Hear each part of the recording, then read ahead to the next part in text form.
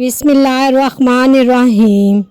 ابو ہریرہ رضی اللہ تعالیٰ عنہ بیان کرتے ہیں، رسول اللہ صلی اللہ علیہ وآلہ وسلم نے فرمایا، آدم اور موسیٰ علیہ السلام نے اپنے رب کے ہاں مناظر و مباحثہ کیا تو آدم علیہ السلام موسیٰ علیہ السلام پر غالب رہے۔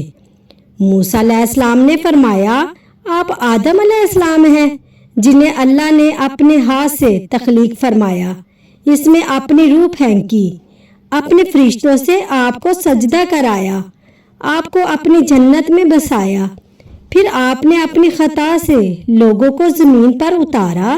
آدم علیہ السلام نے فرمایا، آپ موسیٰ ہیں جنہیں اللہ نے اپنی رسالت اور اپنے کلام کے لیے منتخب فرمایا، آپ کو تختیاں عطا کی جن میں ہر چیز کا بیان ہے، آپ کو کسی واسطے کے بغیر سرگوشی کا شرف بخشا۔ آپ کے خیال میں میری تخلیق سے کتنا عرصہ قبل اللہ تعالیٰ نے توریت لکھی ہوگی؟ موسیٰ علیہ السلام نے فرمایا 40 برس۔ آدم علیہ السلام نے فرمایا، کیا آپ نے اس میں یہ چیز نہیں پائی؟ آدم علیہ السلام نے اپنے رب کی نافرمانی کی تو وہ بھٹک گئے۔ انہوں نے فرمایا، جی ہاں۔ آدم علیہ السلام نے فرمایا، کیا آپ مجھے ایسے عمل کرنے پر ملامت کرتے ہیں جس کا کرنا اللہ نے مجھے پیدا کرنے سے بھی 40 برس پہلے مجھ پر لازم کر دیا تھا؟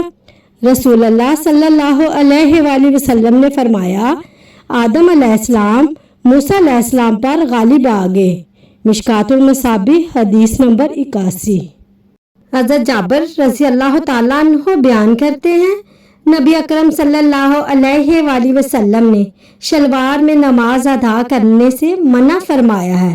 مجمع الزوائد حدیث نمبر 2229۔